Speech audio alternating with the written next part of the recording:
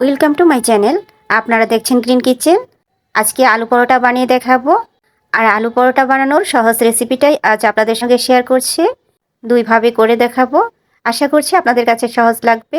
রেসিপিটি ভালো লাগলে লাইক, কমেন্ট, সাবস্ক্রাইব করে গ্রিন কিচেনের পাশেই থাকবেন। আলু পরোটা বানানোর জন্য প্রথমে আলু সিদ্ধ করে নিতে হবে। আমি একটা আলু নিয়েছি। আলুটাকে মাঝখান থেকে কেটে নিয়েছি, তাহলে তাড়াতাড়ি সিদ্ধ হয়ে যাবে। আলু সিদ্ধ করা হয়ে গেছে। আলু ঠান্ডা হওয়ার ফাঁকে ডো মাখিয়ে রেডি করে নিব। আমি আজ 1 কাপ আটা দিয়ে পরোটা বানাবো। আপনারা আপনাদের প্রয়োজন মতো নিতে পারেন, তবে বাকি উপকরণগুলো তার সাথে ব্যালেন্স করে নিতে হবে। তারপর প্রয়োজন মতো লবণ, তারপর 1 টেবিল চামচ রান্নার তেল দিয়ে সব উপকরণ একসঙ্গে ভালোভাবে মিশিয়ে নিব। একটু সময় নিয়ে মিশিয়ে নিচ্ছি। ভালোভাবে এভাবে মিশাতে হবে, তাহলে পরোটা খাস্তা হবে। দেখুন মিশানো হলে মুঠি করলে এরকম দলা বেঁধে যাবে। এখন হালকা গরম পানি দিয়ে ডো মাখিয়ে নিচ্ছি, তাহলে বেশি সময় ধরে রেস্টে দিতে হবে না। তাছাড়া ডোটা অনেক বেশি সফট হবে। ডো মাখাটা সফট হবে, কিন্তু নরম করা যাবে না। আর নরম করে ফেললে, যেহেতু আলু পরোটা বানাচ্ছি, তাহলে কিন্তু ভীষণ ঝামেলায় পড়তে হবে।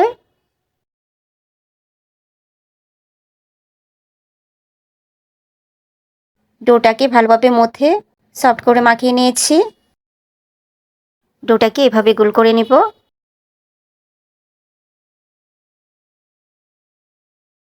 ডোটাকে এভাবে গোল করে নিয়ে তারপর উপরে সামান্য তেল লাগিয়ে নেব, তাহলে ডোটা আরও সফট হবে। এখন রেস্টে দিয়ে রাখবো 10 মিনিটের জন্য। এই ফাঁকে আলুর পুর রেডি করে নিব। প্রথমে চুলায় প্যান বসিয়ে 2 টেবিল চামচ মতো তেল দিয়ে দিব। তেল গরম হয়ে এলে কুচানো পেঁয়াজ দিয়ে দিচ্ছি। এখানে বড় সাইজের একটা পেঁয়াজ কুচিয়ে নিয়েছি। পেঁয়াজ লাল করে ভেজে নিব।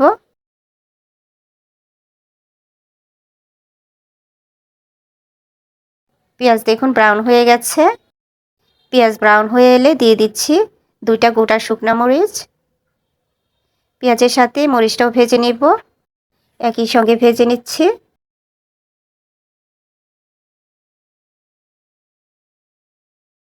পেঁয়াজ লাল বর্ণের হয়ে গেছে। একটা পাত্রে তুলে নিয়েছি। পেঁয়াজ মরিচ ঠান্ডা হলে মরিচের বোটা ছাড়িয়ে নেব। তারপর প্রয়োজন মতো লবণ দিয়ে মরিচটাকে চটকে নিতে হবে।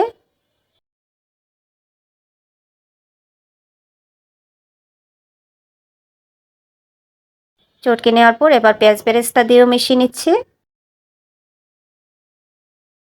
তারপর দিয়ে দিচ্ছি ধনেপাতা কুচি, আর দিব চাট মশলা 1/2 টেবিল চামচ দিব।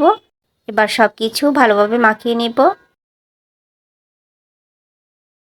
মেশানো হলে খোসা ছাড়ানো আলু দিয়ে দিচ্ছি। আলুটাকেও ভালোভাবে চটকে নিতে হবে। খুবই মসৃণ করে মাখাতে হবে। দেখতে পাচ্ছেন কিভাবে মাখিয়ে নিচ্ছি। এভাবে মসৃণ করে মাখিয়ে নিব। মাখানো হয়ে গেছে। ভালোভাবে মাখিয়ে নিয়েছি।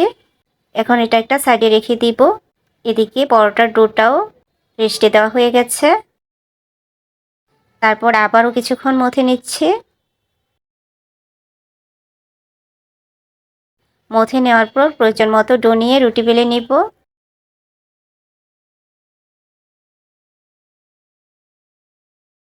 আটা ছিটিয়ে রুটি বেলে নিচ্ছে।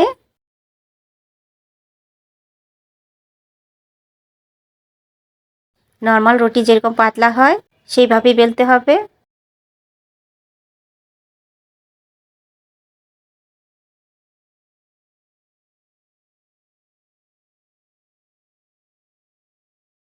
দেখুন রুটিটা এরকম পাতলা হবে। একটা রুটি বেলে নেওয়া হয়ে গেছে। এবার আরেকটা রুটি বেলে নিচ্ছি, কারণ আমার 2টা রুটি দরকার হবে। রুটি বেলার পর এখন একটা রুটির উপর আলুর পুর লাগিয়ে নেব। আমি একটা স্পুন দিয়ে ভালোভাবে আলু মাখাটা স্প্রেড করে নিচ্ছি।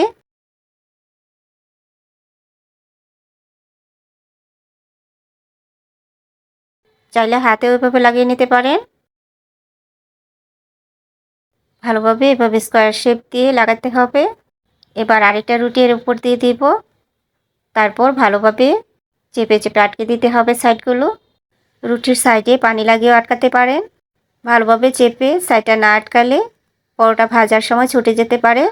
এবার চারপাশ কেটে নিতে হবে। কেটে স্কোয়ার শেপ দিয়ে নেব। কতটুকুর মধ্যে আলুর পুর আছে তা কিন্তু দেখাই যাচ্ছে, তার থেকে একটু দূর থেকে কাটতে হবে। পরোটার শেপে কেটে নিব।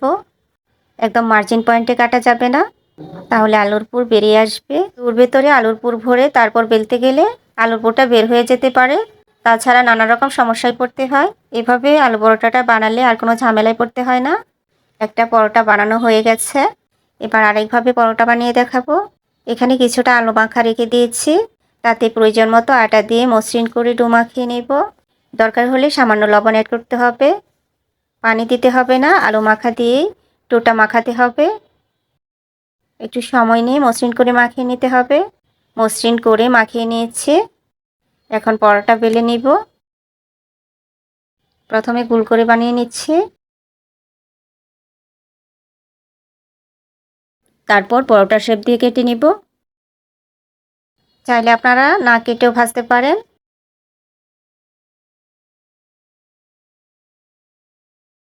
এখন পরোটাগুলো ভেজে নিব।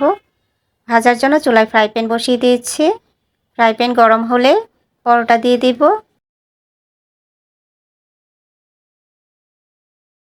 পরোটার এক পাশ হওয়ার জন্য ওয়েট করছি।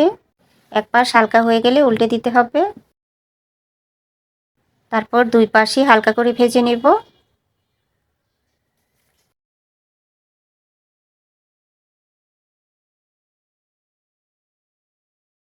দুই পাশ হালকা ভাজা হয়ে গেলে এবার পরোটা তুলে তারপর তেল দিয়ে দিচ্ছি হাফ টেবিল চামচ। আবারও পরোটাটা দিয়ে দিচ্ছি।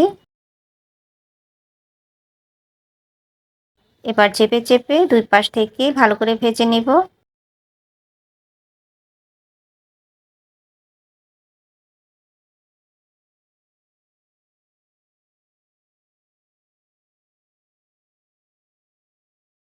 পরোটার দুই পাশ ভেজে নিয়েছি, এবার তুলে নিচ্ছি।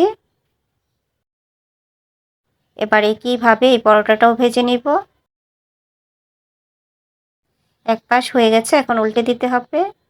দুই পাশ ভাজা হয়ে গেলে পরোটা তুলে হাফ টেবিল চামচ তেল দিয়ে দিব। তারপর আবারও পরোটা দিয়ে দিচ্ছি। এখন চারপাশ এভাবে চেপে চেপে ব্রাউন করে ভেজে নিব।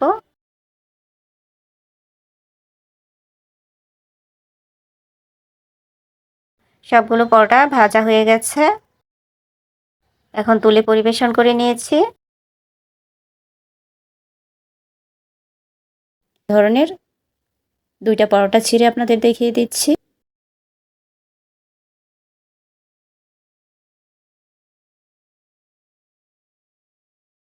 দেখুন পরোটার ভেতরটা কেমন হয়েছে। আশা করছি আলু পরোটার এই সহজ রেসিপিটা আপনাদের কাছেও সহজ লেগেছে এবং ভালো লেগেছে। এতক্ষণ সাথে থাকার জন্য সবাইকে ধন্যবাদ। ইনশাল্লাহ আবারও দেখা হয়ে যাবে আরও কোনো মজাদার নতুন রেসিপিতে। সেই পর্যন্ত সবাই ভালো থাকবেন। আল্লাহ হাফেজ।